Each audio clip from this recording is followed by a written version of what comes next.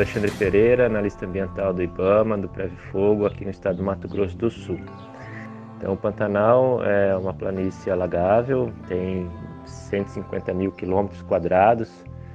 No Brasil, ela abrange o estado do Mato Grosso e do Mato Grosso do Sul, e aí ainda abrange um pedaço da Bolívia e do Paraguai.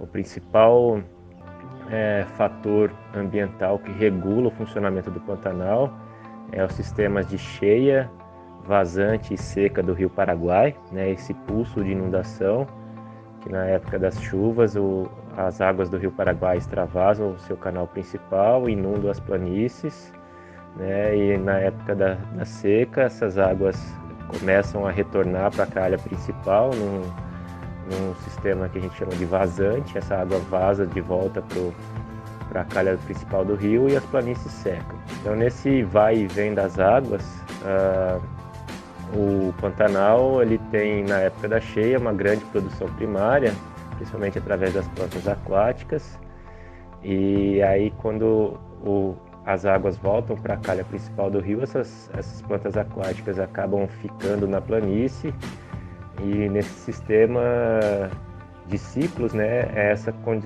quantidade de matéria orgânica produzida pelas plantas aquáticas, principalmente, vão se acumulando ano após ano. E aí então a gente tem esse acúmulo de matéria orgânica, formando aí um solo, praticamente um solo orgânico, né, com metros e metros de camadas de matéria orgânica.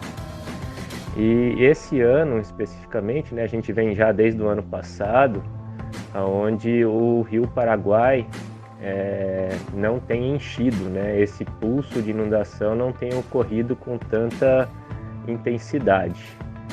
E esse ano especificamente a gente teve aí já previsto, daí agora se confirmando no segundo semestre, temperaturas acima da média climática, chuvas abaixo das médias climáticas, e essa não cheia do rio Paraguai, que é histórica, assim, né? A última vez que foi observado uma não cheia desse tamanho, né, foi há 47 anos atrás. Então a gente está entrando nessa fase do rio Paraguai não encher tanto como a gente acompanha aí nesses últimos anos.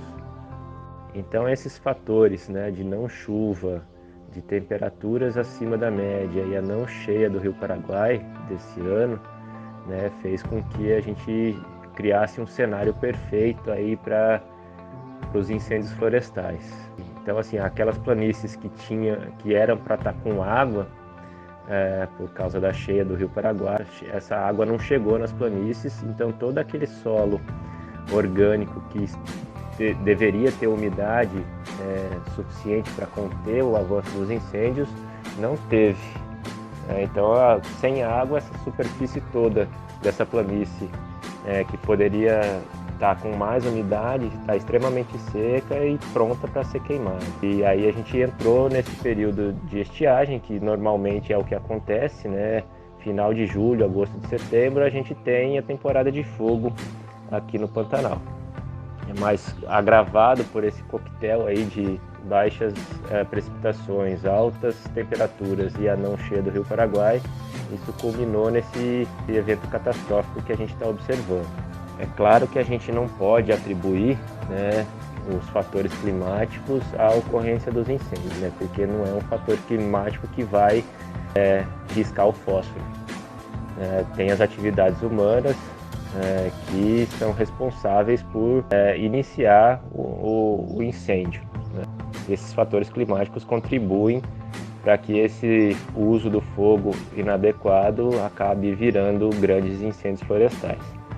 E é uma prática muito comum, né, no Pantanal, que é recoberto por pastagens nativas, e a atividade agropecuária ela é uma das utilizadoras do fogo nessa planície, e é um uso que precisa ser feito, né? A gente não pode falar de exclusão do fogo no Pantanal, porque é um ambiente que necessita do fogo, tanto para a conservação da natureza como para a atividade econômica, mas o problema é quando usar, como usar e com que frequência usar.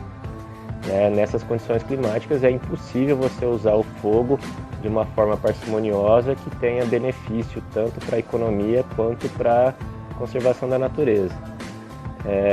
Então o uso do fogo no Pantanal ele é necessário, né, principalmente para renovar o pasto nativo ali para a produção pecuária, e também outras pessoas acabam utilizando fogo, como a população ribeirinha, até para poder cozinhar um alimento, até mesmo para espantar mosquito, porque no Pantanal é algo que ocorre bastante, que é impossível você conviver ali com os mosquitos sem ter uma forma de espantá-los, né? Então acaba-se usando fogo para espantar mosquito, o pessoal que vai pescar na beira do rio, que vai catar isca, também tem esse uso do fogo, então são essas as causas desses incêndios, porque a gente não pode atribuir a nenhuma causa natural por enquanto, né? Porque não tem chuva para poder causar descargas elétricas, né? Os raios para iniciar esses incêndios.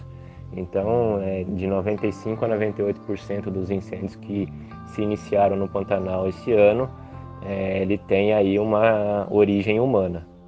Atenção, brigada para o grito de guerra! Brigada! Pantanal! Breve Fogo! Brasil!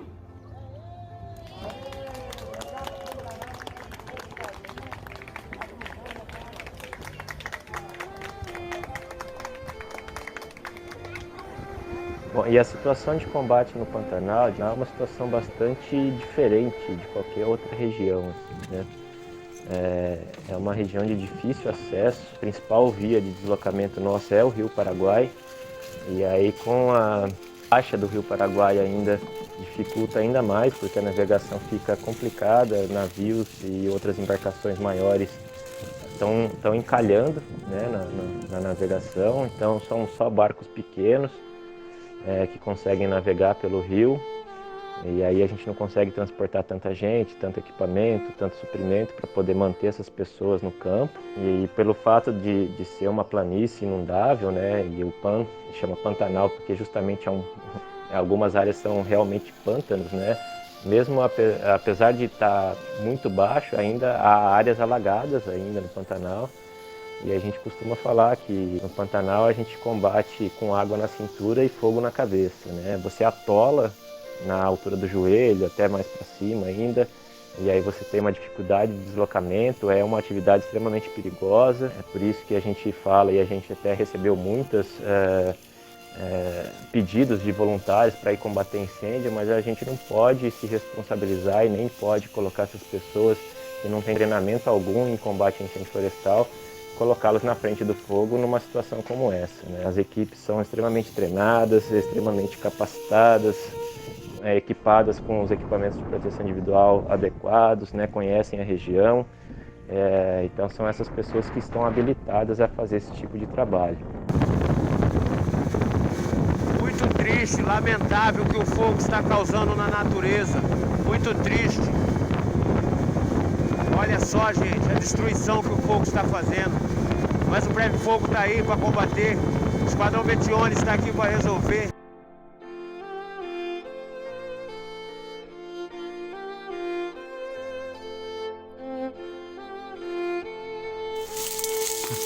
Bem próximo ao foco aqui, abrir uma picada aqui. Vai esticar nosso lance de mangueira aí. Estamos bem próximo ao foco já.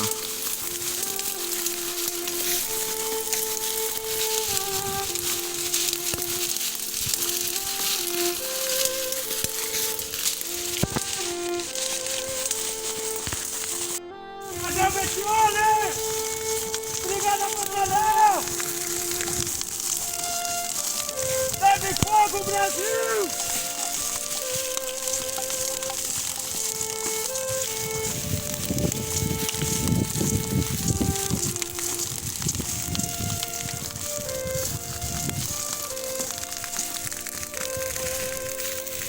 Bora, Betione!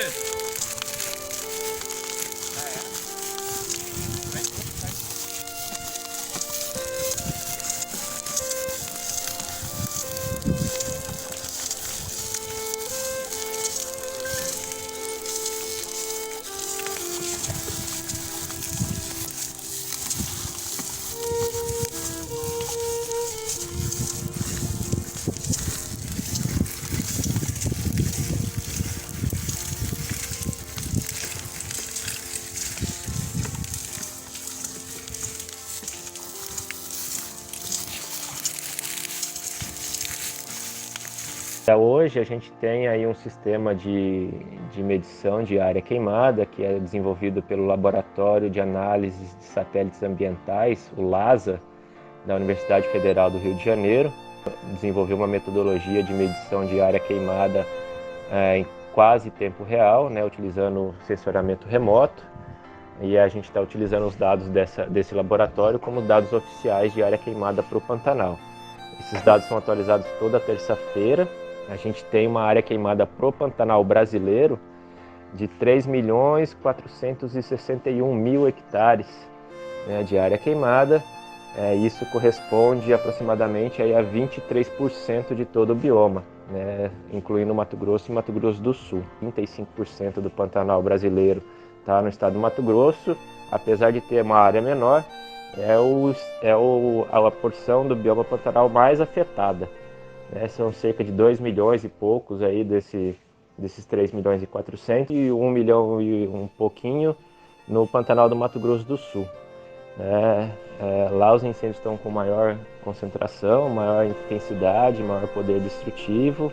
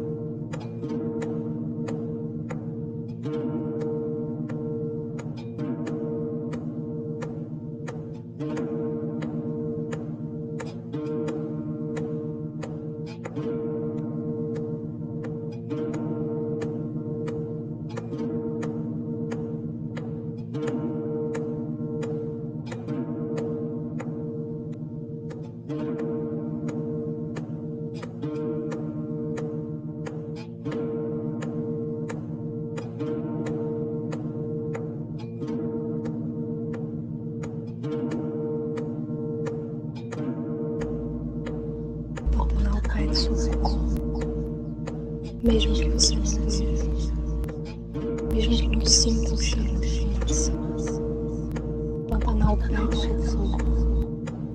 Mesmo que você não veja, os animais estão sendo engolidos pelas chuvas. O Pantanal pede socorro. Mesmo que você não veja, a sua flora está virando cinzas. O Pantanal pede socorro. Mesmo que você não veja, está tudo queimando, virando. O Pantanal agora pede socorro. Mesmo que você não veja.